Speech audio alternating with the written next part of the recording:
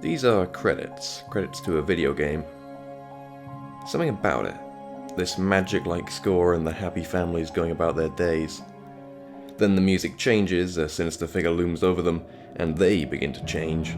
Injecting one another with something strange, they begin to lose themselves, their own heads falling away, as something else grows in place. This is like a fairy tale, showing the innocent villagers become ruined by this evil figure. Maybe a hero will roll into town and save the day. These credits are... It's soothing, it's intriguing, it's frightening, it's beautiful. It is art. So what were these credits to again?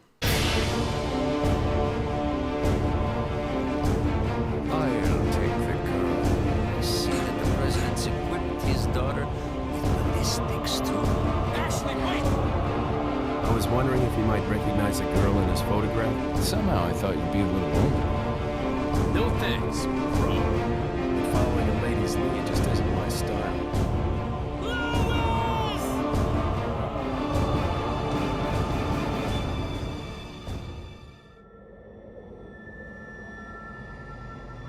Monsters. Guess after this there'll be one less to worry about. Resident Evil 4. What a fucking game. A game that is now 18 years old. Well, not now, not as I'm writing this, nor as I'm saying it, nor as you're watching it, probably, but as I'm releasing it. No. January 11th, 2005 was the release date of Resident Evil 4, according to Wikipedia. Resident Evil 4 is now old enough to play with itself, congratulations. Well, like, at release, it's not an 18 plus anymore, it just used to be. You know, because, including myself, we were all a lot softer back then. My goodness, I can see the sexy Spice Fires. What is this? Pornography? Oh, thanks to Evil Sexy Stupid on Reddit for that photo, by the way. I looked over my copies and suddenly realized I had no evidence the game was ever rated 18 plus. But Evil Sexy Stupid of Reddit came in clutch. Great name, by the way. Anyway, I love this game. I love it so fucking much. This 18-year-old game holds up so damn well, and I want to talk about it with you and me together with you over the course of the next, 60 minutes. That doesn't matter, actually. Forget that part. Don't look at the video length. Just look at me, at my eyes. Resident Evil 4, let's talk story, let's talk gameplay, let's talk strengths, let's talk weaknesses, let's talk Leon the Sex Kennedy, let's talk Napoleon, let's talk remake, let's talk spoilers, let's fucking go!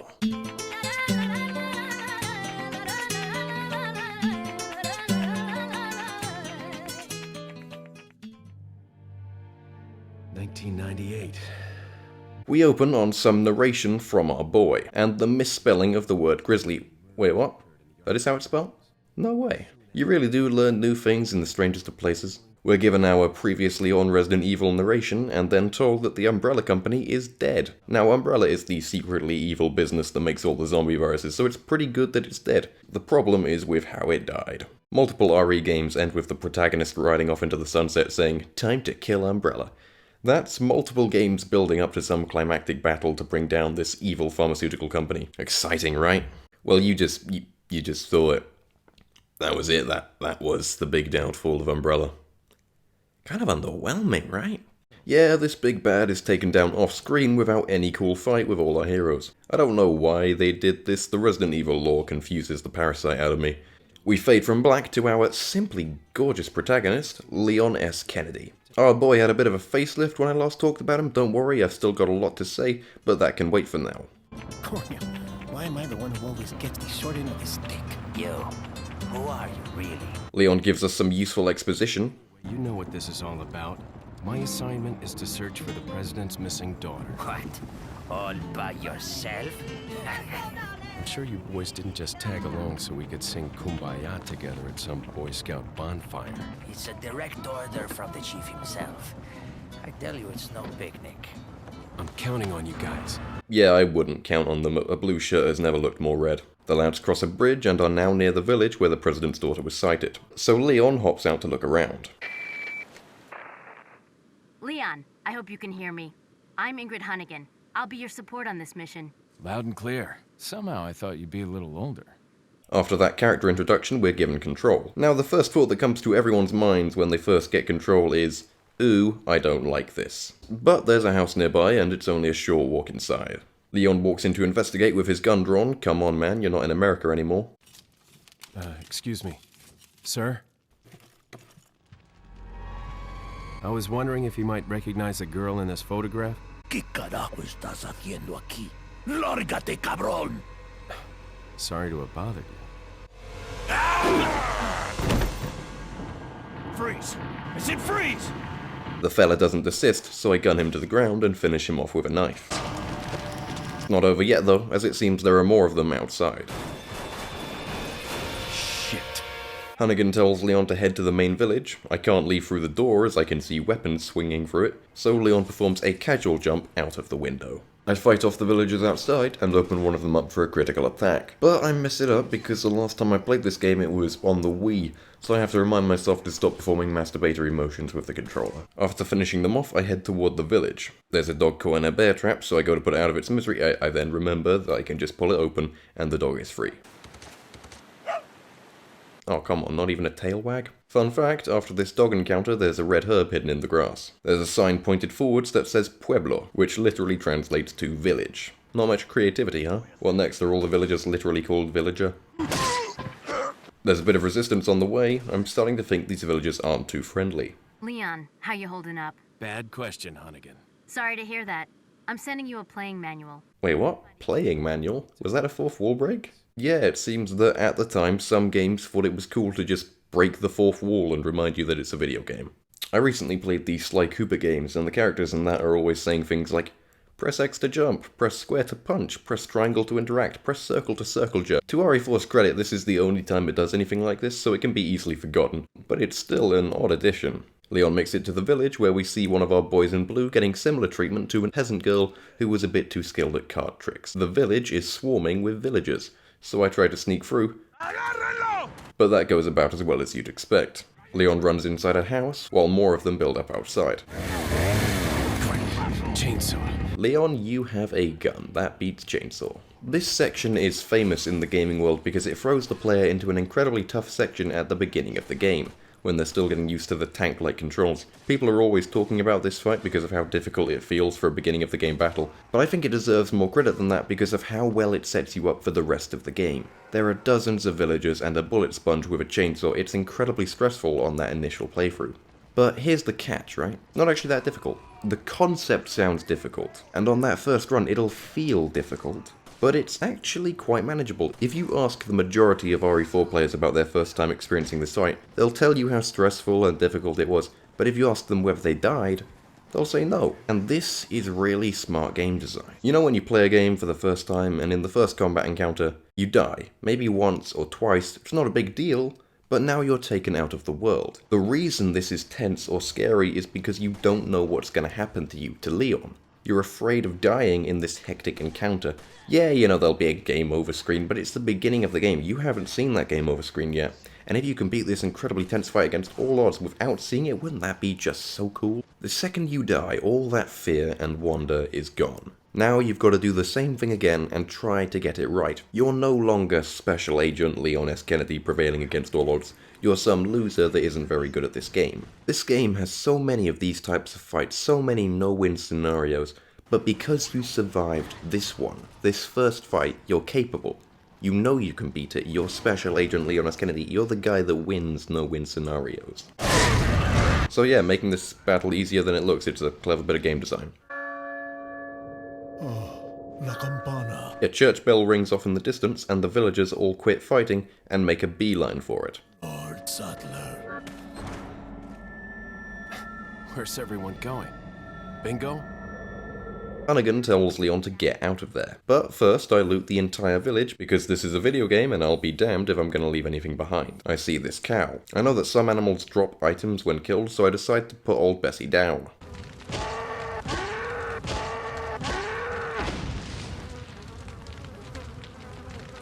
Why isn't it dropping anything? It's meant to... Oh, well now I just feel awful. I climb up this tower to find some ammo.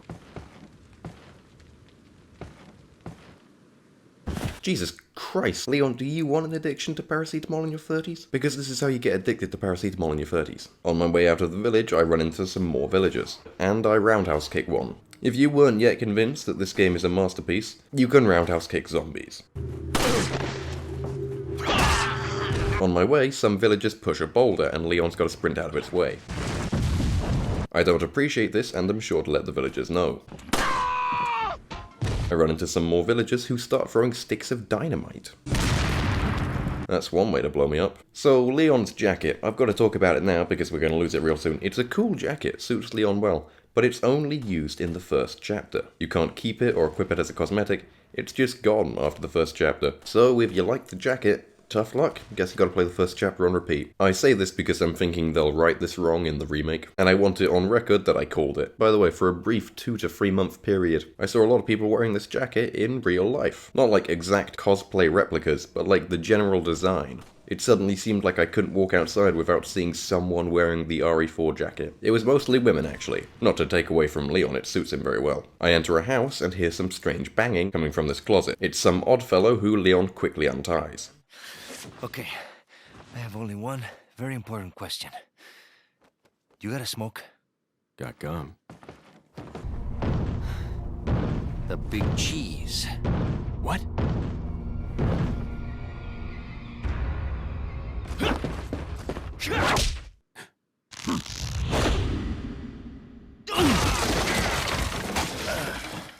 Feeble humans, let us give you our power.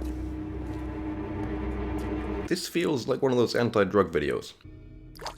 Why that sound effect? You could have picked anything more sinister, that was downright funny. Leon and the stranger wake up chained to each other. Oh, hey, easy, whoever you are. Name's Leon. Came here looking for this girl. What, are you supposed to be a cop or something? Nah, you don't look the type. That's what I've been trying to say. Okay, let me guess. She's the president's daughter? That's too good for a guess. Want to start explaining? Psychic powers. Nah, just kidding with you, amigo. For 2005, these cutscenes are really well done. The way Leon's brow moves ever so slightly to show his disbelief is such a minor detail, but it does so much to bring him to life. Every cutscene is full of stuff like this. This game is universally praised, but this is one aspect I don't think it gets enough credit for. I overheard one of the villagers talking something about the president's daughter in the church. And who might you be? Me llamo Luis Serra. I used to be a cop in Madrid. Does Capcom not know what cops look like? Because this is not what cops look like. Do something, cop!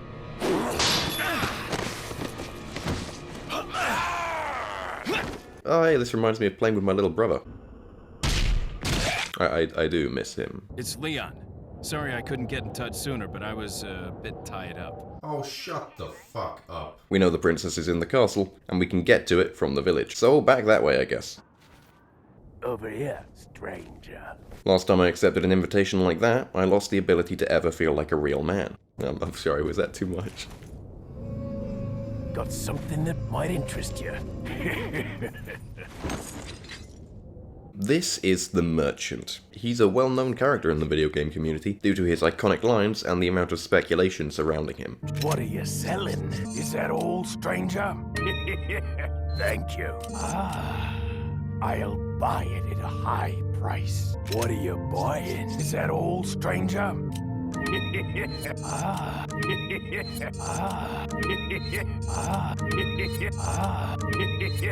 I don't buy too much from him, just a map and a bigger fanny pack. I fight my way through a canyon and some large building where I find a massive fish. Get in the suitcase, you're coming with me. I then find myself in front of a big house. I go to the second floor through a side door and enter a bedroom. Leon exits the room and hears people talking downstairs.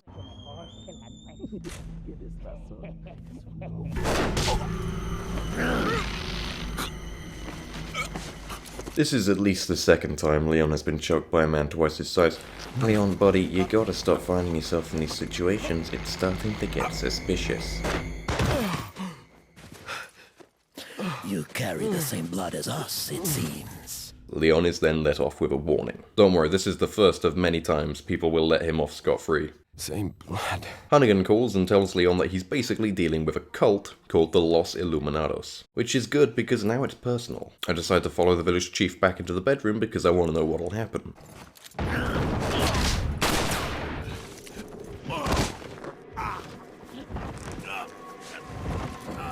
So, Ada Wong. She was in RE2 as Leon's traitorous love interest, then she fell to her death, which Leon was very upset about because he'd somehow managed to fall in love with her in the span of like 6 hours. Which is rookie numbers, I did it a lot faster. So she's meant to be dead, but, and I'm gonna shock you here, she's not really dead. This is revealed later on, but it's revealed earlier than that by a shooting range mini-game. In the game you win bottle caps with character models on top, and you can quite easily win the one with Ada before you actually run into her. Some people cite this as an annoyance because it gives away her return, but some people may have been a bit dumb like me and thought, I wonder what happens if I follow the chief into the bedroom.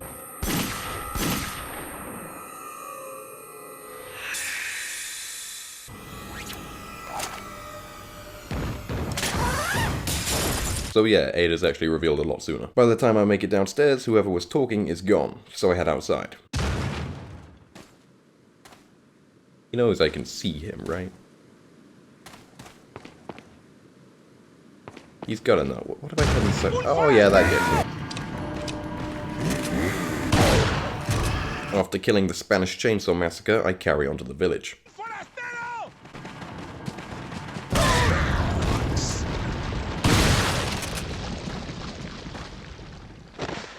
I think I blew his mind. I get to the village and enter their big main building.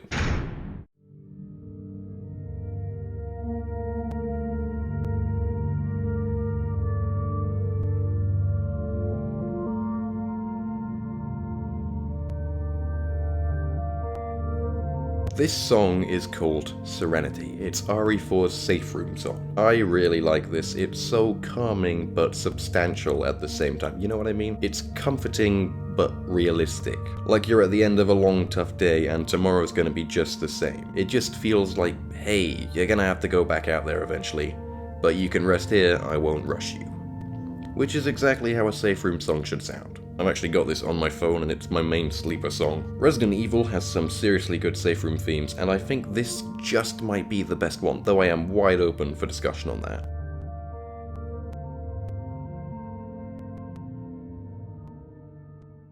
I find a hatch at the back of the building which leads to a tunnel. I follow it and find the merchant. There's gotta be fanfiction about this guy, right? After buying a sniper rifle from the merchant, I exit the tunnel and find the church where they're keeping the princess. There are some villagers outside, and they hurt me real bad, forcing me to eat the fish to heal. So long, buddy. You were a great addition to the band. I got up to the front door of the church, but it's locked. The keyhole is big and round, so I've got to find something that'll fit. I pull off a sick sniper shot. Now I get why he's called Leon Kennedy. Nah, wait, that doesn't make sense. Ever wanted to know what happens if you flash a group of birds? I think it's called a murder, actually. After organizing my inventory, I realize I've collected almost a dozen eggs. Leon thought he came here to save the president's daughter, but really he's just doing my grocery shopping. I find a spot overlooking a lake, where Leon spots some villagers dropping the other one of our boys in blue into the water.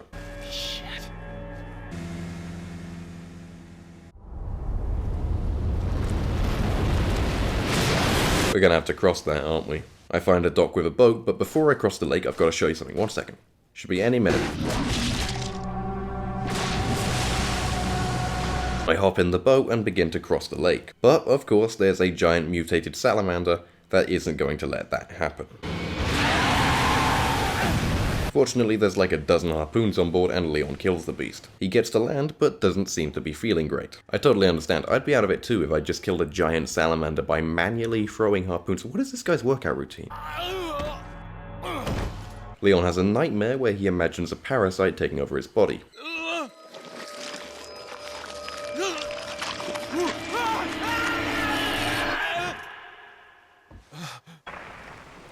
Leon, it's been 6 hours since our last transmission. I was starting to get worried.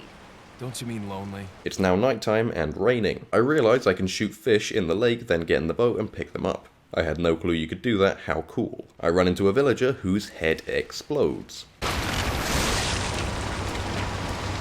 He's easily dealt with, but trust me, these guys get a lot more common as we go. I find a tunnel, and at the end of it is a large circular item. This is probably the key to the church, so I head back. But then a bunch of villagers lock Leon in a pen with El Gigante. This can go one of two ways, but I think it's best we kill this thing, because to be perfectly frank, I don't think Leon could take that. It's not looking so good, but then the dog we saved earlier shows up. It's that dog. It doesn't bite the troll, but it does bark, which is something. After damaging the troll enough, a parasite pops out of its back and Leon slices it up, killing El Gigante. I can't find the dog, which is a shame. I really wanted to thank it for nothing. I finally get back to the church and unlock the door.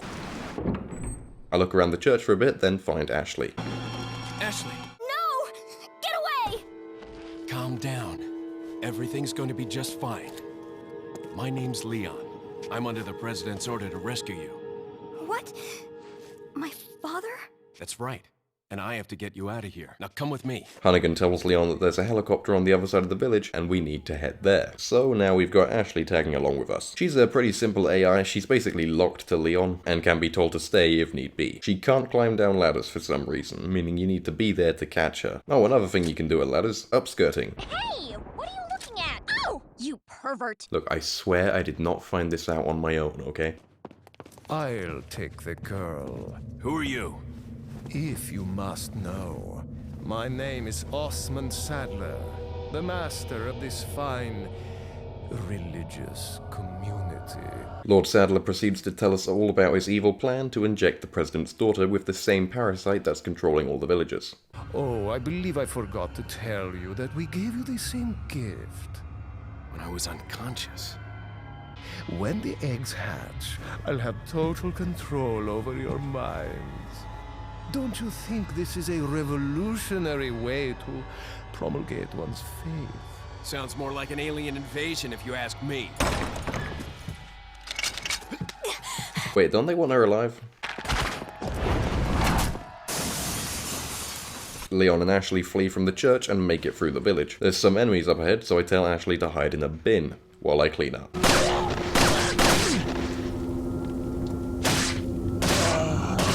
When I'm done, I call Ashley over. Nah, this man did not just whistle for the president's daughter.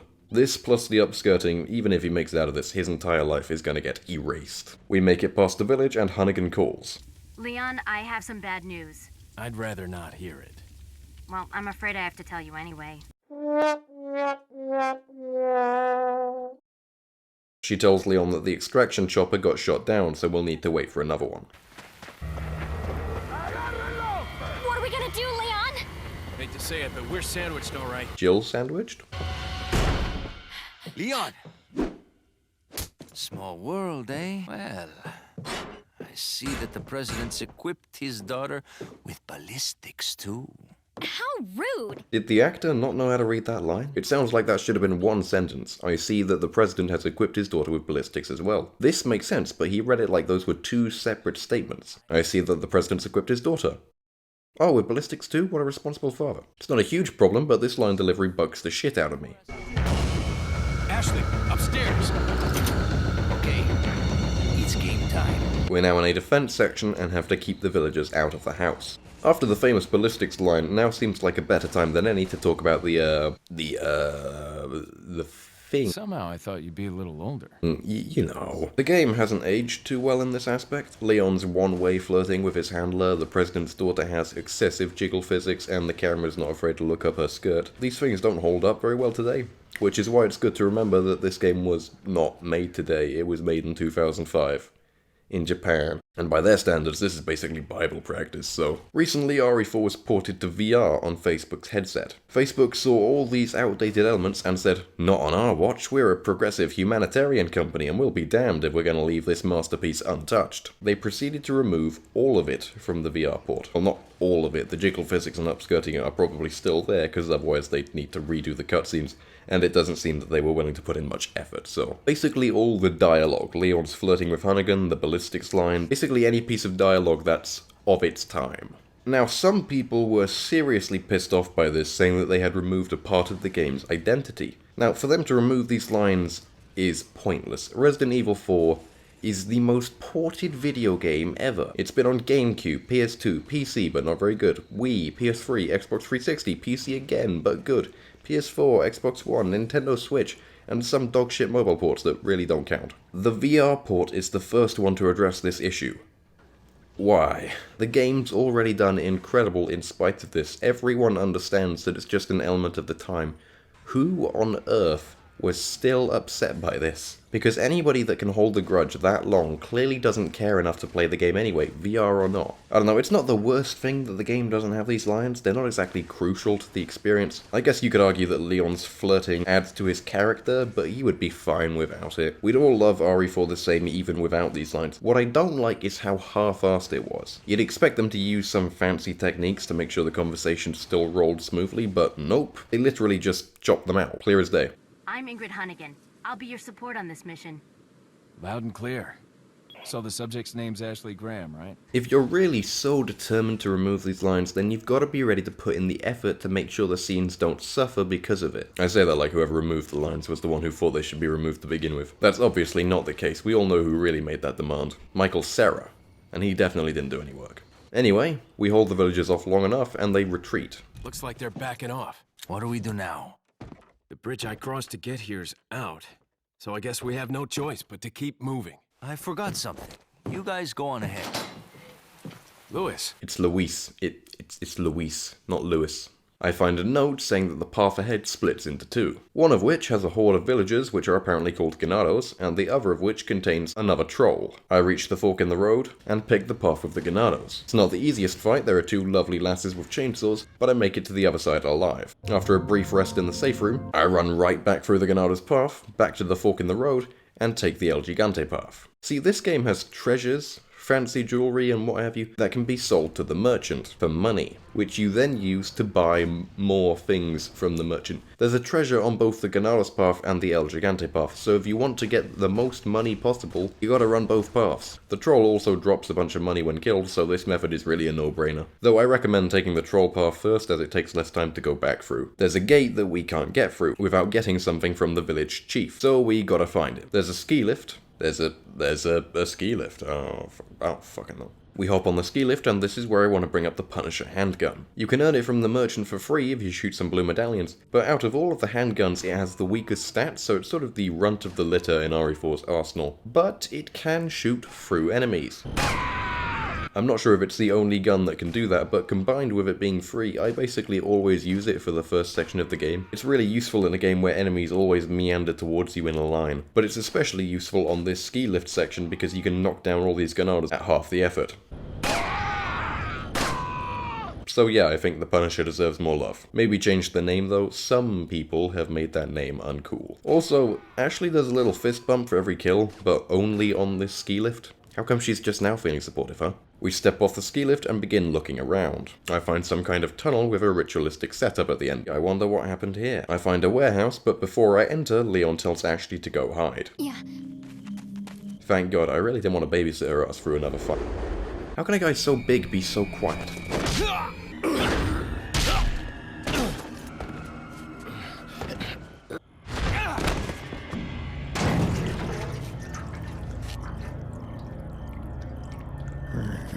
Hasta luego. Well, he's got the reaction time of an old lady when I run off with her chihuahua, so I'm liking my odds.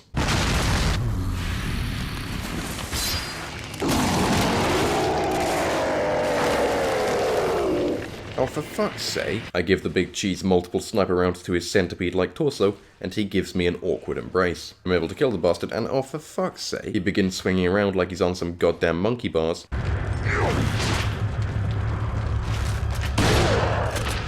When the sloppy toppy too good.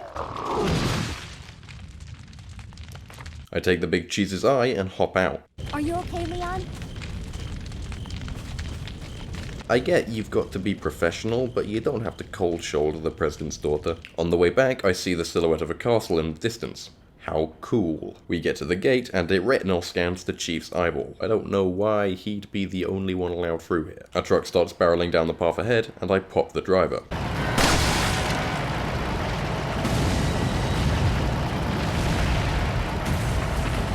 President's daughter has nerves of steel, who would have guessed? A bunch of villagers come through the gate behind us, and the only place to escape is across this bridge. Leon and Ashley crank the bridge up, and the Garrados can't get to them. We're now stuck in this castle.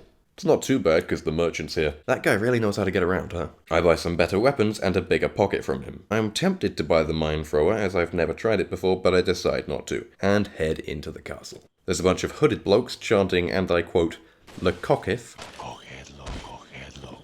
They've got a bunch of catapults, which may or may not have killed the president's daughter. Twice. She was at full health. You'd think the president's daughter could take airborne explosives a little better, but I guess not. We move up, and Leon gets a call from Hunnigan. I have an idea, Leon. I need you to... What? Repeat, Hunnigan. Great. Just my luck. To this day, I still want to know what her idea was. Also, did you know that's the last time we talked to her until the end of the game? Yeah, she's only part of the first third of the entire game. Crazy. Further on, we run into Luis. Leon! Louis.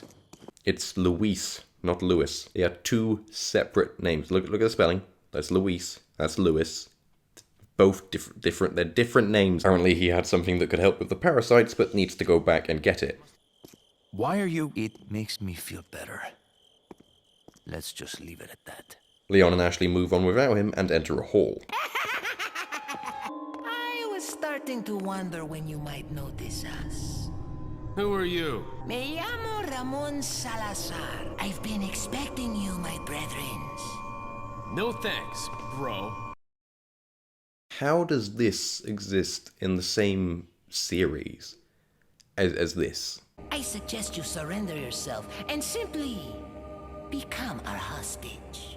Or Mr. Scott, you can give us the girl because you're not worth a penny, I'm afraid. It's later revealed that the two things at his side are powerful as hell, so there's really no reason they don't grab Leon and Ashley right now. But I'll take it. We try to move up, but the door's locked, with a particularly extravagant keyhole. So we go off to find the pieces. I find a strange room and tell Ashley to stay outside. There's a fella chained up with his eyes sewn shut, and a lever next to him.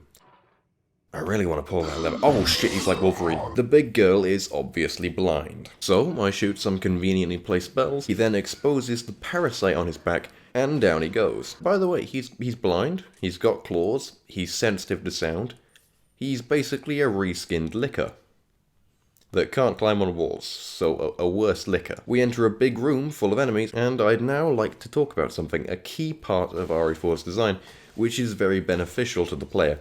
If you know, you know. If you don't know, skip to this time in the video when I'm done talking about it. Trust me, it's better if you don't know. Ready? 1, 2, 36. Adaptive difficulty. Adaptive difficulty is when a game looks at how well you're doing and compensates to make sure you're not having too difficult or too easy of an experience. This is most commonly in the form of damage and enemy efficiency. If you're doing bad, your weapons might start packing a bit more punch, and enemies will pack less punch and have slower reaction times. If you're doing well, enemies will be faster and less forgiving, and in some games you may even get less ammo too. Not every game incorporates adaptive difficulty, but RE4 does, quite openly actually, going as far as to remove enemies if you're doing poorly. Now, adaptive difficulty is a good idea, but when you've been pulling off awesome kills, beating the odds, and you suddenly find out the game's been going easy on you the whole time, it's like finding out Resident Evil 4 faked the orgasms. Suddenly you're never 100% satisfied by anything, because you can't tell if you're really good, or if the game just let you do that. In this game, when I lose a fight a couple times and then finally beat it, I don't think, damn, I finally got it. I think, fuck's sake, I'm so bad the game gave me crutches. Adaptive difficulty is a genuinely clever system, but only if the player doesn't know about it, because when you know, it robs you of the satisfaction you would have otherwise. Moving on. Leon and Ashley escape the kill room, and I find the merchant's shooting range. I give it a couple of minutes, but there's something unfulfilling about shooting cardboard cutouts. I did earn a few character models though, and they have voice lines. Don't worry, Ashley. I'm coming for you. Leon, help! Did you send out those invitations? I told you no more than 50 people. Leon, now! Leon, Leon, Leon, Leon, Leon, Leon, Leon, Leon, Leon, Leon, Leon, Leon, Leon, We move forward, and Ashley starts coughing up blood. You alright? I'm fine! Leave me alone! Ashley, wait!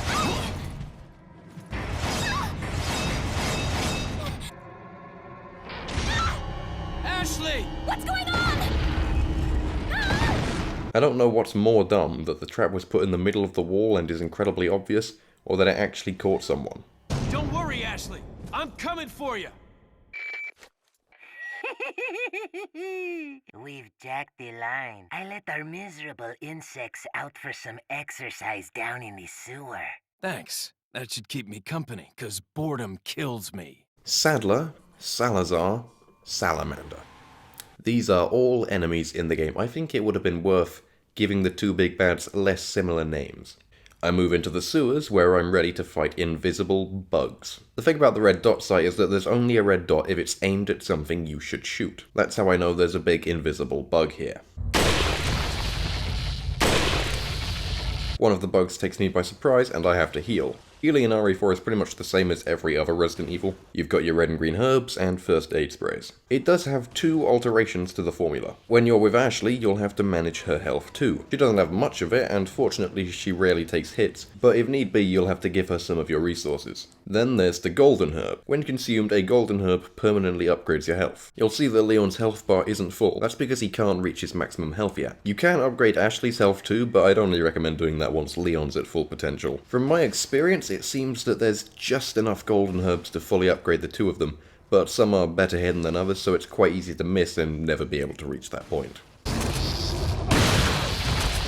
For some reason, this sewer section comes equipped with a nauseous film grain. I'm not sure why anyone would ever put film grain in a game, but I'm more confused why it's so prominent in the sewers. From what I can tell, the film grain is always in the game, but it's a lot more subtle, and I don't think I would have noticed had it not been for the sewers. The second you step through the doors, it's immediately noticeable. I'm not sure whether this is an element of the insects or a problem with the port, or if this is how it's always been, but it's always stood out to me.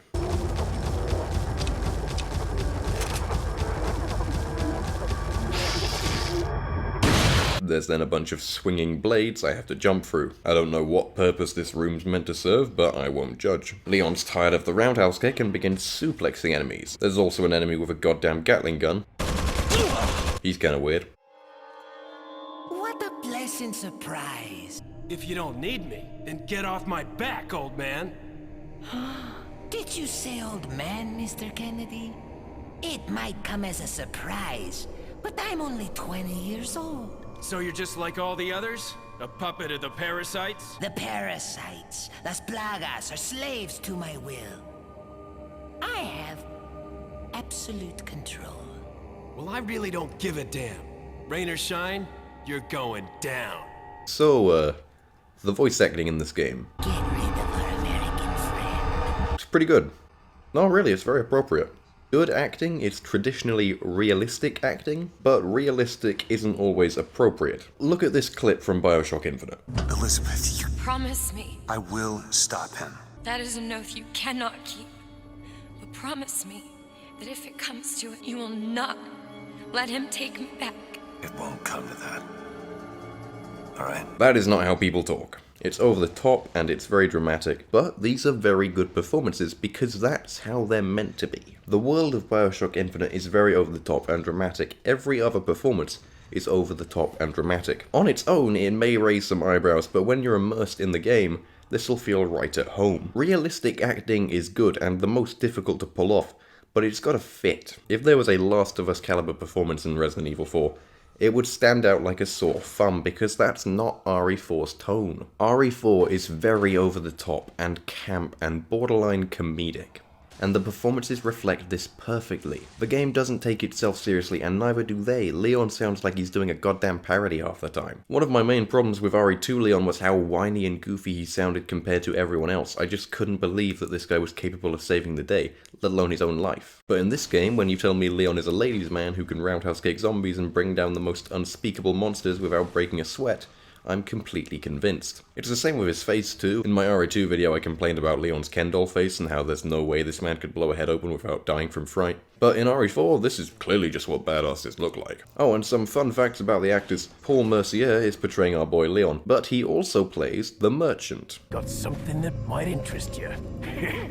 Carolyn Lawrence plays Ashley, but you've probably heard her voice before because she's that squirrel from SpongeBob. I've got to hand it to Paul Mercier. This is the only time he played Leon in a mainline Resident Evil, but his performance is the one that stuck with me the most. He is my Leon of choice, you know what I mean? I find one of the pieces we need to get that door open. I come across a hedge maze, but I cannot enter it. This is because I'm on easy mode. Traditionally, easy mode just makes enemies weaker, but in RE4 it straight up erases areas from the game. This is actually the main reason I'm playing on easy mode. I figured this was already going to be a long video, so I might as well trim some fat. We then run into Ada. Put your hands where I can see them. Sorry, but following a lady's lead just isn't my style. Could have convinced me.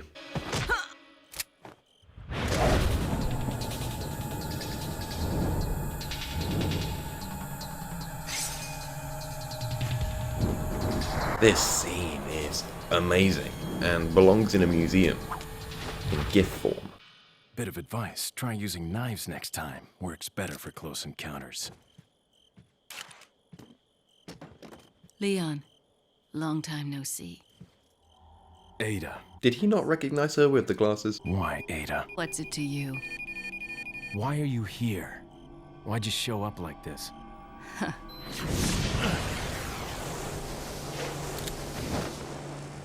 See you around. Ada!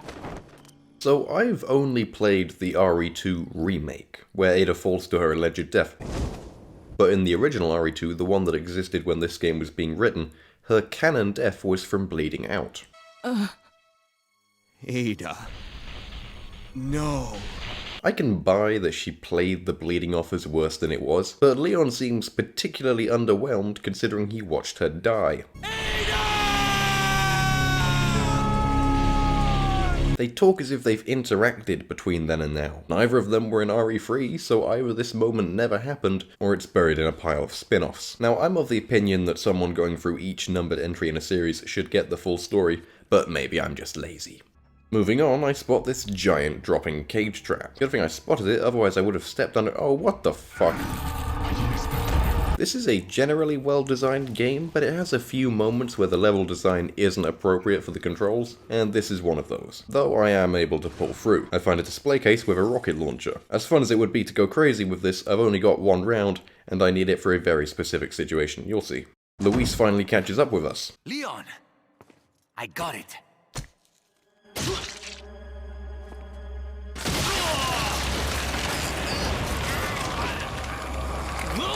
It's Luis.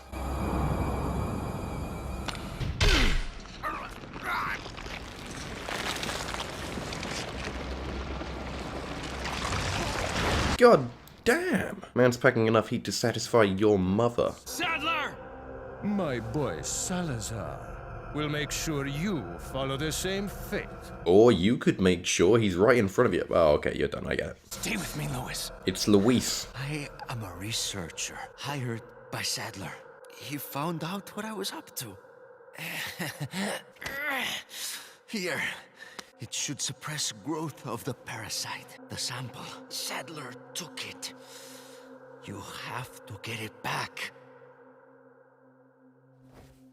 Louis! It's Luis. Louis! It is Luis, you fucking colonist. Blimey. Oh, I got a 100% hit ratio? That's pretty good. It would appear that Ashley is stuck in this room, so I shoot her free. Talk about near-death experience. Ashley, get out of there! Ashley has a reputation as one of, if not the most annoying video game character ever. Now, this reputation is somewhat exaggerated for the sake of it. She's annoying, but she's not that annoying. The thing is that Ashley's only really annoying when she's screaming.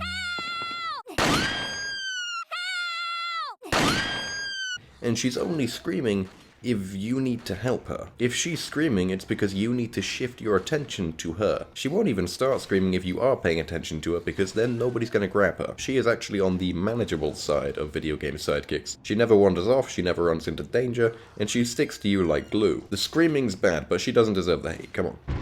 I got the key! I can get out! We now get to play as Ashley for a brief section. It occurs to me that Ashley's belt is not serving any practical purpose whatsoever. Maybe this was fashionable in 2005, I don't know, I don't remember much. There are a lot of mediocre puzzles in this game, but this puzzle is the hardest if you don't know this trick. Just put the center tile in the middle, then rotate every other tile clockwise, and it's as easy as that. This opens a door where I find another piece that'll help us get through that front door. I'm then ambushed by walking suits of armor. These parasites really got the shit end of the stick, huh? Every other parasite is out there controlling a troll or Garrador, but these guys just have to sit in a suit of armor on the off chance that someone walks by. Ashley finds her way back to Leon, and they reunite. What a touching moment we have here. All spoiled thanks to your interruption. Why don't you do us all a favor and leave before the audience gets pissed off? You're nothing but an extra in my script, so don't get too carried away. I don't ever remember being a part of your crappy script. Well then, why don't you show me what a first-class script is like? Through your own action. What the fuck are they talking about? I organize my inventory and move up. I find a powerful hand cannon with the description, "This will make anyone's day." This is a reference to some old Clint Eastwood movie where he has a similar weapon. I run a good while before I realize Ashley isn't behind me. I must have told her to stay and then forgotten. Follow me. If I'm being honest, there's something kind of scary about listening to her approach.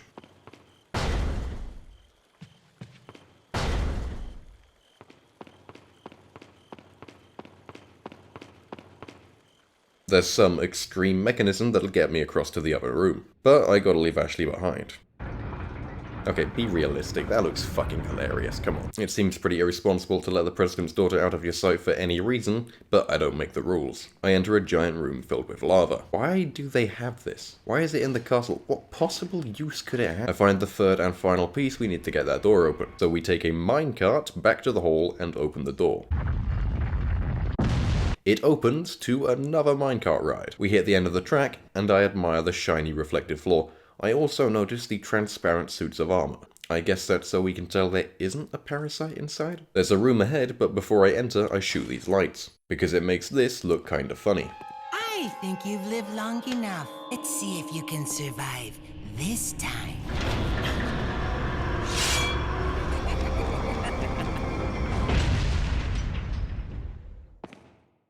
You know, because if I hadn't shot the lights, it would have been moving. You get the idea. We keep moving, and I find a room with this giant egg sack. I'm sure that won't be a problem. Oh, for fuck, we just got her back. Come on. The bugs are now airborne, and I've got to take them out. I've always wanted to shoot this egg sack to see what happened. What? Oh, no. When did I last save? Oh, no. Oh, no. No. It's nice to appreciate the oldies, but I will always prefer autosaves. An hour later, I'm back where I left off and begin to unload into the egg sack. I am never going to say that again. The egg sack falls into the abyss. This is my 4th playthrough and I'm just now figuring out it can do that. Leon steps outside and sees Salazar with Ashley. I go after them, but not before defeating another licker with the hand cannon. They got Ashley hostage, and it would appear Leon has never seen a movie before. Don't you know when it's time to throw in the towel? Fortunately, Leon is saved by a quick-time event. Where's the satisfying sound of one's impalement? Won't fall for this old trick. How dare you! No more games! Kill him! Quickly! We shall prepare for the ritual!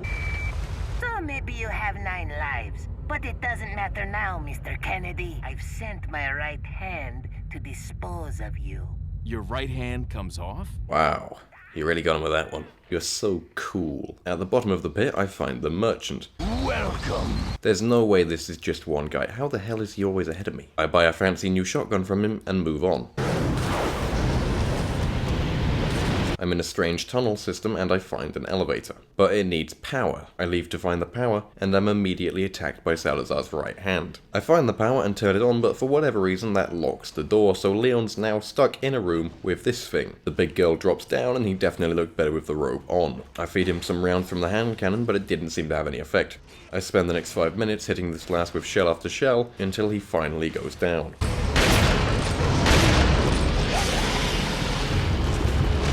Guess Salazar's gonna have to learn how to do it with the left hand from now on. I go to the elevator and ride out of here. I'm now in some mines where I find a fossilized version of the parasite. I gotta admit, I really like RE4's parasite angle. We're all familiar with viruses turning people into zombies, but the Plagas effects seem a lot more cruel. Its hosts aren't shambling corpses, they still strongly resemble their usual selves, doing farm work, mine work, yelling coherent sentences, wielding weapons like chainsaws, TNT, knives, pitchforks, etc. The weapon holding is actually a very good reason for why the parasite benefits RE4 more than zombies. We'll talk about the gameplay properly in a bit, but RE4 is one of the first games to have satisfying free aim, and it's not just for the sake of it. Where you shoot an enemy actually matters. If they're holding TNT, you can shoot it to blow them up. If they're brandishing a weapon, you can shoot it out of their hands. You can shoot them in the leg to stun them or bring them down to their knees, and you can then perform a roundhouse kick or suplex. You can pop heads, but keep in mind you might release a Plagas. This is the only game where I go out of my way to shoot an enemy in the leg, since the roundhouse kick costs no resources, does a bunch of damage,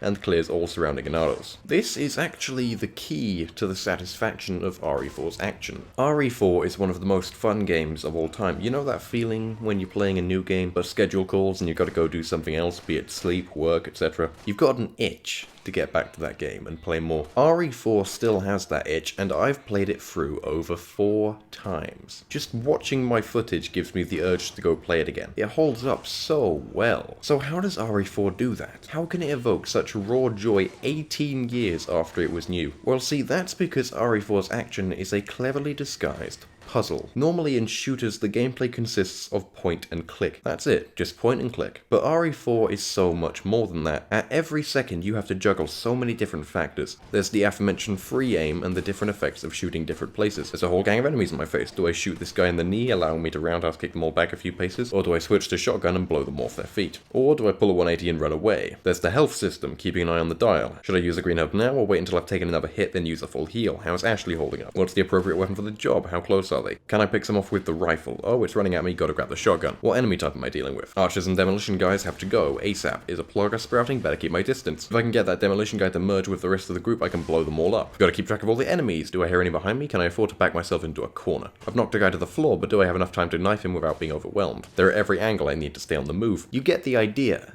There's a lot to keep in mind, even in the most simple of encounters. When listed, it can sound almost overwhelming, but it feels so natural. It just flows like a stream through a poppy field. I don't know, whatever the fuck you're into. Everything I just said, all those thoughts, they occur in a second, and you don't even notice. So you get it, the game's complex, every fight is like a puzzle. But why am I listing that as a positive? Why does that make the game satisfying? Why does that mean that RE4 is still being played 18 years later, while everyone's already forgotten about Call of Duty number 36 that came out like 4 months ago? In all these standard shooters, the combat loop is point and click. The bare minimum is asked of you, just point and click. Sure, it can be fun and satisfying, but it's cheap and panders to casual audiences. RE4 looks simple on the surface, it looks like a point-and-click game, and that's how it gets you, how it gets the casual audience. We, as a species, don't like it when things are too complicated for us. Putting in too much brain work frustrates us and scares us off, but if something is too easy, it bores us, and we walk away. There is a middle ground which is likely walked by most of your favorite games, movies, and books. Basically, people like a challenge, but they don't like to know that it's a challenge. They like to be smart and figure stuff out, but they don't want to be told up front that's what they're gonna have to do. And that is how RE4 succeeds, by disguising a fun, challenging combat loop as simple point-and-click action. Whew. Did you get that? Did you get that? I really hope that made sense, because that was a lot of writing, and I don't like writing. It's a lot of brain power, and it's not even remotely disguised as point-and-click action. So yeah, like and subscribe. I find myself in another lava room with a giant hatch in the middle. 2 trolls enter, one of them in a gimp suit for some reason. Now, you're meant to open that hatch to drop one of the trolls in the lava, but if you do that, you don't get the money for killing that troll. So I've learned to stubbornly run around for 10 minutes, yes, literally 10 minutes, until both the fuckers have dropped dead. This will take almost all of your resources, but A, it's 30 grand. Also, trolls are incendiary proof for some reason that I'm sure is stupid and dumb. I have a quick bug encounter, then find a note from Ada, signed with a kiss. That was hopefully from her. And credit where it's due, the background letter isn't just a bunch of squiggles. If you look closely, it does in fact match the letter. Ada basically says that our only way to get Leon and Ashley free of the parasite is through surgery that will likely kill them. Boy, she really knows how to boost morale. There's a completely off-the-wall section in some ancient ruins with a minecart and a chainsaw man that doesn't know how to use a ladder. At the end of the minecart tracks, you'll find this room. Turn left and you'll be able to grab a bunch of money out of the wall. I assume a developer just put these there at some point as a little treat. I find an elevator which takes me up to a giant hall with a giant statue of Salazar. I get he's short, but this is a whole other level of compensation. Turns out the statue is a robot and it starts chasing Leon.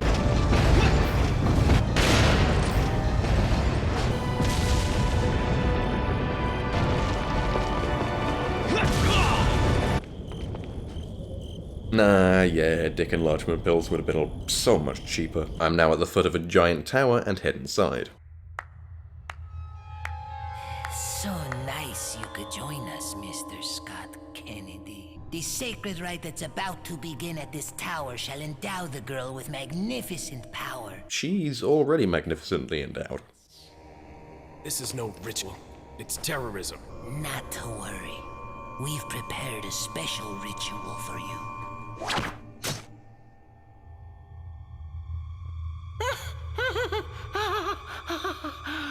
Okay, that was pretty cool. Oh shit.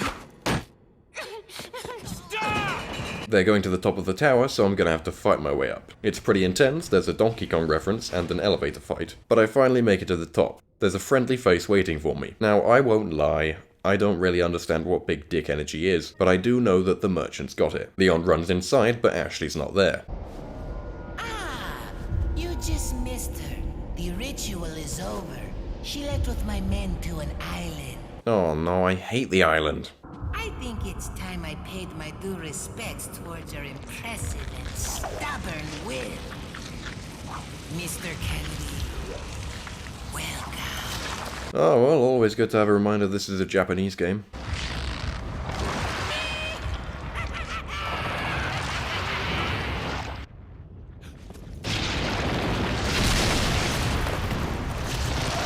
Yup, Salazar and his goon have gone through one hell of a glow-up. Monsters. Guess after this, there'll be one less to worry about. Okay, I, in all honesty, completely unironically love this line and think it's incredibly badass. This leprechaun man has just turned into a monster that would make God shiver, and this boy band looking motherfucker has gone, alright, time to lower a statistic. It's cool and I love it, and if the remake doesn't have it, then somebody deserves to be fired. Okay, this is an incredibly tough boss battle where we can be one-shotted. Remember that rocket launcher I picked up ages ago? This is what that's for.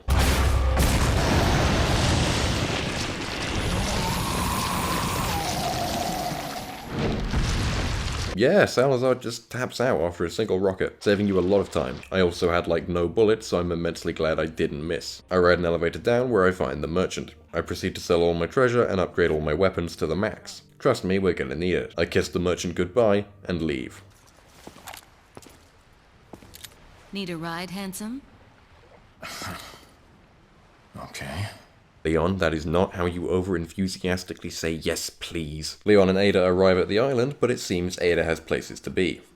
See you later.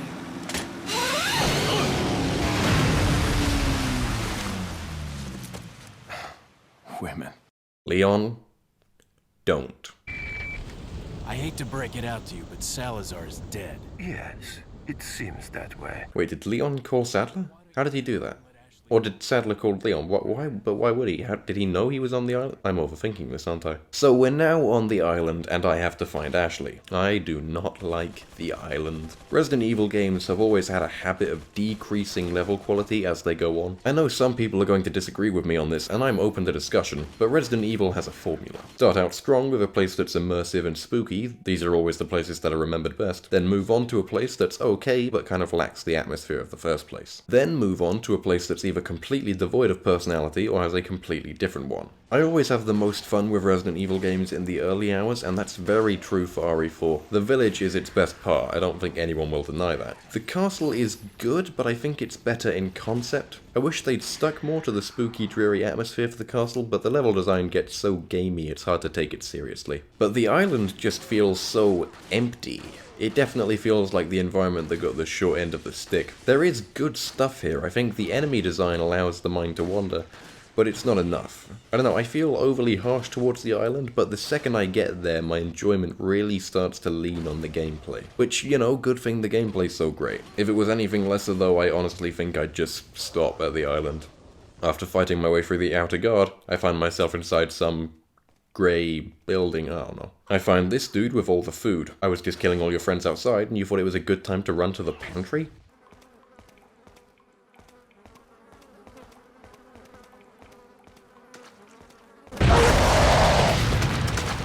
RE4 is not a horror game. This is its only jump scare, but it's a pretty good one. This is the first time I remembered that it was coming. I run into a new enemy type that looks a lot like those middle-aged men that never grew out of heavy metal. Leon finds Ashley on CCTV.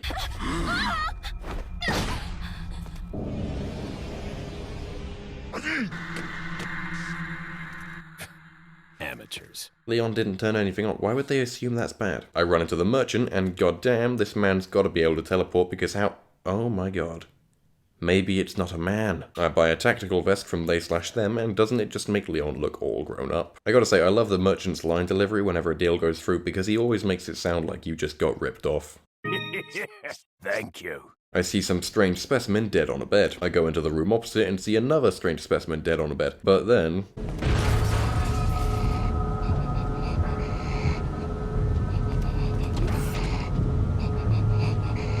I shoot its leg off, prompting it to hop like a rabbit until it grows the leg back. I try again, and slice its cake until it dies.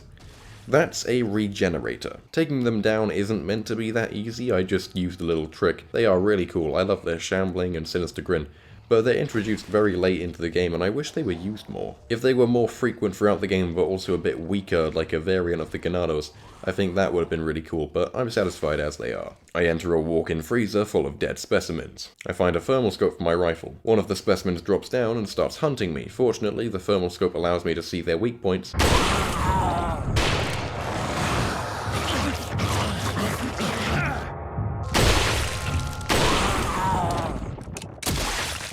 Funnily enough, that actually took more ammo than the knife method. I come across the control board for a garbage dump claw. Wow, this is just like that arcade game, except I'm not contracting multiple diseases from a joystick. So better than the arcade game. I finally find Ashley, but I need a keycard to free her. I find the keycard, but it's attached to an Iron Maiden, which is just a regenerator with spikes. I kill the big girl and take the keycard. I find a radio and quickly call for help. This is Leon. Request backup. I repeat, request backup. It's okay, bro, she's probably just in the shower or something. I then organize my inventory and then go back to free Ashley. Leon. You okay? Come on, let's get out of here. Did you just pose for the fucking camera? There's another note from Ada telling us we can escape through the waste disposal vent. That thing I was dropping people down earlier. Ugh, it stinks. Sure does. No way, Leon. Way? Jesus Christ, dude, that's the president's daughter. You gotta be more careful. Are you out of your mind? I knew you'd be fine if you landed on your butt. You... Jesus Christ, dude, that's the president's daughter. Do you want to disappear off the face of the earth? Because this is how you disappear off the face of the earth. Leon and Ashley find a massive dump truck. No, like a literal dump truck. Apparently, Ashley can drive one of these things. Leave it to me, Leon. That's probably the least realistic part of this entire game. Let's talk about the gunplay. How good is it? Pretty good, actually. Each weapon feels consistent and responsive. They've all got good kick, recoil, sound effects. There's nothing I would change. Well, there is one thing. You cannot quickly switch between weapons. You see this inventory screen? If you want to change weapons, you need to open that screen, tap over to your weapon of choice, select equip, then tap out. This sounds really bad, but believe me, it becomes second nature before you know it. You'll be grabbing your gun like the fastest in the West without even realizing it. If I'm being honest, I almost forget that this is part of the gameplay loop. It's just so instinctual. But the remake doesn't need it. Our dump truck crashes into a building where we find Sadler. I can feel them growing ever so strongly inside you. Perhaps you can resist, but you cannot disobey.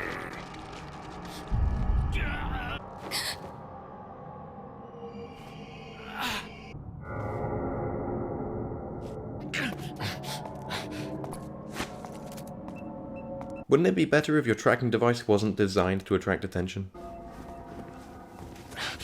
Why the fuck did he leave you alive? Yeah, I know Leon would be a very useful minion, but can't he get the ones he already has to lock him up somewhere? I run after the big lads and end up in some sort of arena.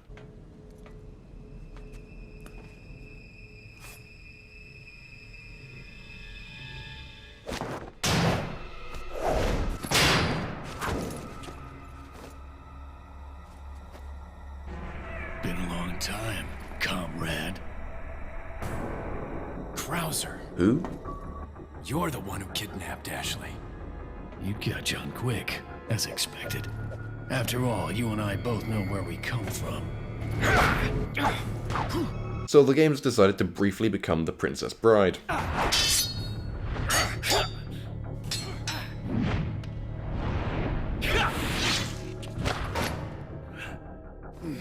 I would love to see the mocap for this.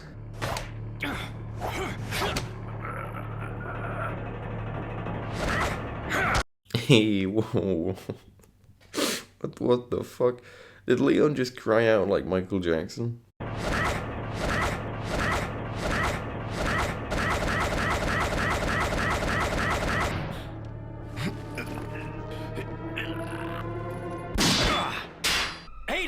Looks like we have the upper hand here. God damn! You knew each other? Nah, but did you see that jump though? More or less. You're not gonna talk about that jump? Enjoy the reunion with your old friend. As a matter of fact, I did. Since you're here, why don't I introduce you to it? It should keep you busy. I move on with a cool new knife and find a laser hallway. What could possibly go wrong? QuickTime events. That good old press X to not die system. They can be annoying or they can be fine. It really depends on how extreme a game's use of them is. But I think RE4 uses them fairly and infrequently enough for it to not feel excessive. I would argue that the timing is a bit slim, leading to a lot of, but I totally pushed it, what? There are 2 different button combinations for the game to choose between, and it seems to be random. But I've learned there isn't a penalty for pushing both combinations at once, so it's less about see what you need to push and more about just see the prompt. One of the combinations confused the hell out of me for ages. It's this one. It says push L2 plus R2, but this thing flashes on screen for less than a second. I don't have time to figure that out. For the longest time I thought it meant push L2, the entire D-pad, and R2. Now in my defense, the other button combination doesn't have a plus symbol, so how was I expected to know that's what it was? I enter Sadler's throne room and take a seat.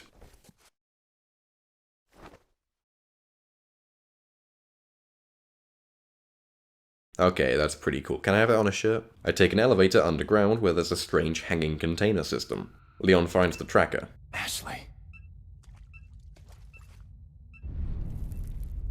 What is that? Ah, that must be it.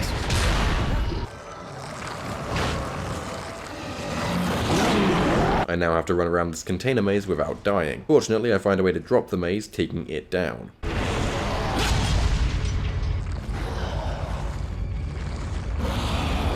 Oh, for God's sake. Roll the clip. Nothing dies down here. Resident Evil games have always been weird. I mean, tonally this series is all over the place, but I never know what to expect next. RE9 could be a western, and we'd all just roll with it. It's so inconsistent, and it's covered such a broad range of style. The RE2 remake was my first Resident Evil game, and I was reluctant to try it, because I thought it seemed a bit weird. And now I know it's the most normal one. RE4 looks like a fever dream to anyone that's not familiar with it. I kill it, and find the merchant. I decide that I want to buy the mine for a weapon because I've never tried it before. The merchant gives me a warning which almost scares me off, but I make the purchase. I get above ground and run into Krauser. So, you two are all hooked up now, is that it? Where's Ashley? She's beyond that gate, but you'll need 3 insignias to open it. There's one in the north and the other in the east. And let me guess. You got the last one. Sounds like you thought this one out pretty well.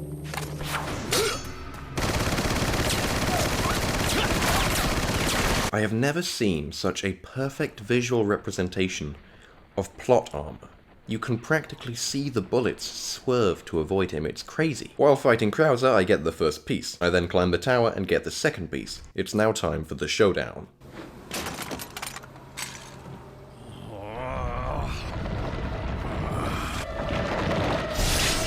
Witness the power! You've lost it completely, Krauser. That's all you've got to say?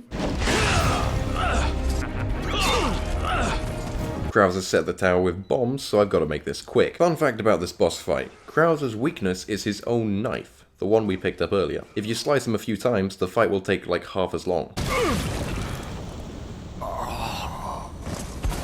I take the third piece, and I've got to give credit to whoever decided to not magically stop the countdown when Krauser died. It was annoying on my first playthrough though. When I beat the big girl with seconds to spare only for the countdown to keep counting, that sucked, but it was also very funny. So, it seems you killed Krauser too. To tell you the truth, I was contemplating how to get rid of him. I used to think these little video calls were needless filler, but I've realized they actually do a really good job building up the rivalry between Leon and Sadler and Salazar. If they were only present in cutscenes, they'd feel kind of vacant, because they would be for large parts of the game. This is an effective way to keep them in our minds so we don't forget who we're fighting against. Bravo. There's a whole army up ahead and things aren't looking good for Leon. Hey, it's about time.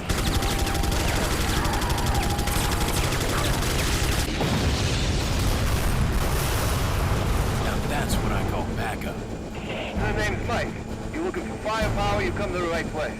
We now have a backup helo. I think this might be the second helicopter that was sent our way, after the first one got shot down. It was very bold of the writers to assume that we would remember another helo was coming. I completely forgot. For ages I've wondered where the hell this chopper came from, and I finally figured it out. We're still gonna have to kick ass, but at least the helo is fitting the numbers. Okay, I've talked about the combat loop and the gunplay, but we've got to talk about the tank controls. Tank controls. It sounds weird. Let me explain. Basically, our boy Leon controls like a tank. His movement is stiff, robotic, and the camera is locked behind him. You can steer him, just barely, but if you want to make a quick turn, you have to stand on the spot and rotate. You can control the camera outside of aiming, but it's clunky, imprecise, and you can't look behind you. You can't strafe at all. Leon can do peak precision flips, but a sidestep is simply too much. And you absolutely cannot aim and walk at the same time. This is exactly how Resident Evil characters used to control, back when the camera was predetermined. It's just now been put in a third-person perspective. It's not ideal, but like everything else, you will swiftly get a feel for it, and it'll become second nature. Oh, and speaking of the third-person camera, Resident Evil 4 is the first proper third-person shooter. Yes, there were games in third-person where you could shoot, but RE4 is the first one to utilize third-person over-the-shoulder free aim. This makes it one of the most revolutionary video games of all time. Do you realize just how many third-person over-the-shoulder free aim shooters there are? This is the one that started it all. I mean, obviously it would have happened anyway, but RE4 is the first one to take that step. It's still more fun than like 90% of those games too, but hey, you can't be the master. The game briefly turns into an action movie,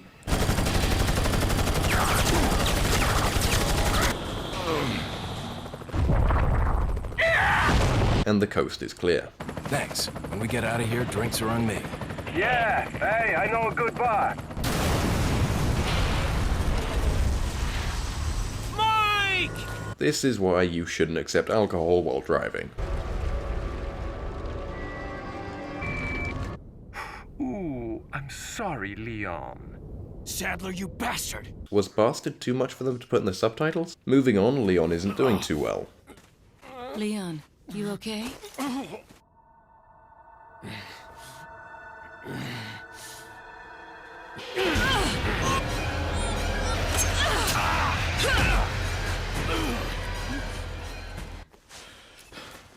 Sorry, Ada. We have to get that parasite out of your body. Yeah. But before that, I gotta save Ashley. She just stabbed a major artery, so if we're lucky, Leon will bleed to death before the parasite gets him. Woohoo. I find this thing...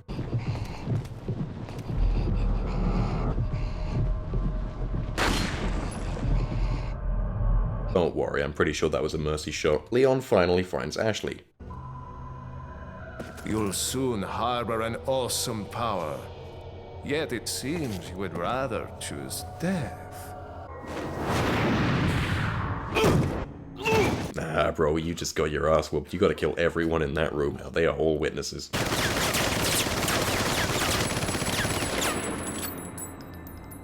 Leon, now!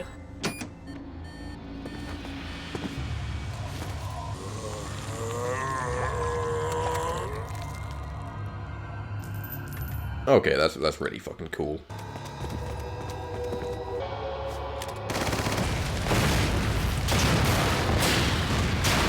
While Ada keeps the big lad distracted, Leon and Ashley find the surgery room. I don't know about this, Leon. There's only one way to find out. You operate. Leon, this girl does not even brush her own teeth. That is a terrible idea. Damn, that looks painful. I mean, I hope that's what's going on here. We do the president's daughter, and they're both clear. I think it's time we go home. But we've not even had the final boss fight yet. I run into the merchant for one last time. You know you can kill the merchant. I mean, I've never tried it, but you can gun the legend down. And I'm just saying, I think that should be illegal. I mean, I think Peter should get involved, at the least. Come on. We come to a stop at some construction area. Ashley, you stay here. Sadler's got Ada all tied up, and now thinks he's a Jedi. Better try a new trick, cause that one's getting old. What's so funny? Oh, I think you know. The American prevailing is a cliche that only happens in your Hollywood movies. And video games. I'm so clever. Get in the fucking corner. Oh, so he does have teeth. He looked kinda toothless for the whole game. We've now got to face off against Spidler. I whip out the mine thrower and deal some damage. Okay, I totally thought he was dead there. He starts hurling beams. And so do I. Use this! Oh yeah, a rocket launcher. Time to end this man once and for all. Just as soon as I've rearranged my inventory. Now we're ready, let's go.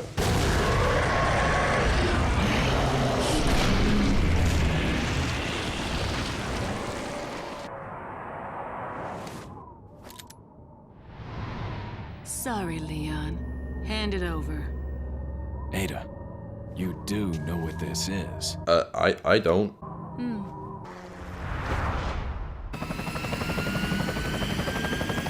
Ada! Gotta go. If I were you, I'd get off this island too. She really pushed it. Catch. See you around. Why is she talking so quietly? You're in a helicopter. He cannot hear you. Very cute.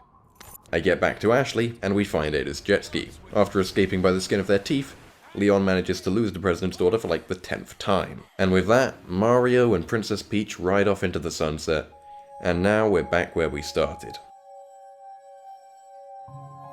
Resident Evil 4 is a masterpiece. Every element comes together to perfectly complement one another.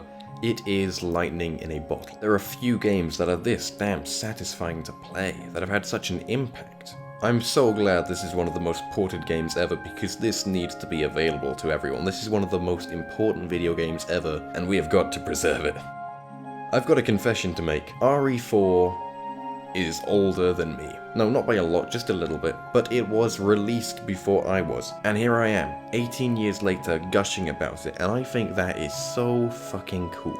I wasn't even a person when this thing was officially finished, but a year ago I got my hands on it, and it absolutely swept me off my feet. I hope the people that made it realize what a powerful game they have made, because that is something to be proud of. We're not done just yet. I know this video is already way too long. I'm like 12 pages in, and I cannot stress this enough. I do not like writing.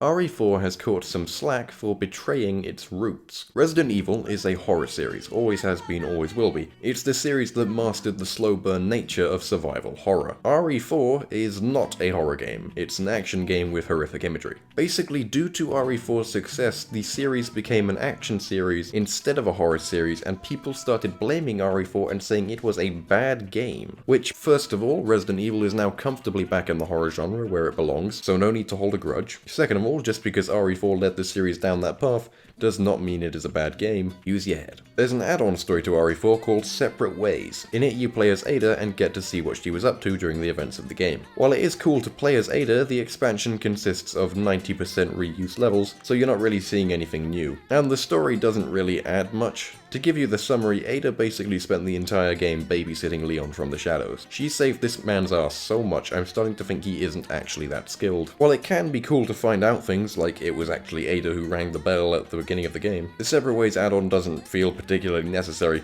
which isn't helped by the cutscenes that nobody bothered to upgrade. The menu music is awesome though, I can't deny that.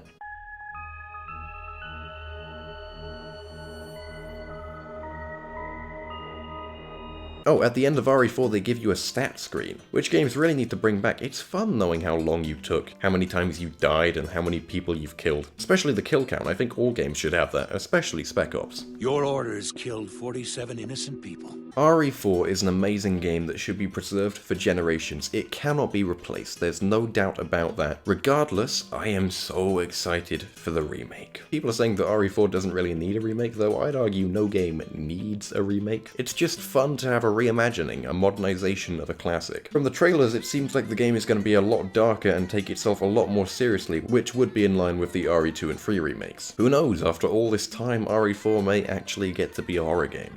Everyone's saying that they hope the game maintains its goofy charm, fast-paced action, complete suspension of disbelief, and just the overall tone, but surely of all the remakes, this is the one they can make creative changes with, right? If RE4 was completely unplayable and this remake was the only way of keeping it alive, I'd agree, but RE4 is one of the most accessible games there is. If you want that stuff, just play the original. The devs will know this, which is why I think this remake will have an emphasis on the reimagining element. When I saw they were taking this puppy in a darker direction, I was pumped. They also seem to be playing Leon a lot straighter too, with him seeming more akin to a battle-hardened tough guy than a superhero. I think I'm a little biased because of how much I like the RE2 and 3 remakes, though I've never played their original counterparts, though I'll have to see whether having played RE4 will affect how I feel about this remake. Oh, it's gonna be on PS4. Yay. It was originally only gonna come out on the newer platforms. I actually thought they might change their minds on that because these games sell quite well and almost no one owns those consoles. I'm just very glad they did change their mind because now I can actually play the remake within the next 6 years. I do have some more nitpicky thoughts on the remake. Salazar needs his hat back. He feels naked without it, you know what I mean. We better be able to shoot the chief's hat off because it looks silly. Where did Ashley's ears go? Why did they change it as voice actor? I'm pretty sure there's a crouch button now. If they add a stealth feature to a Resident Evil game, that would be very weird but also incredibly cool. Leon's hair is too big and it makes him look goofy. Leon's voice actor seems to have chosen his grown-up voice for this game, which I'm very happy about. It sounds good. We need to go.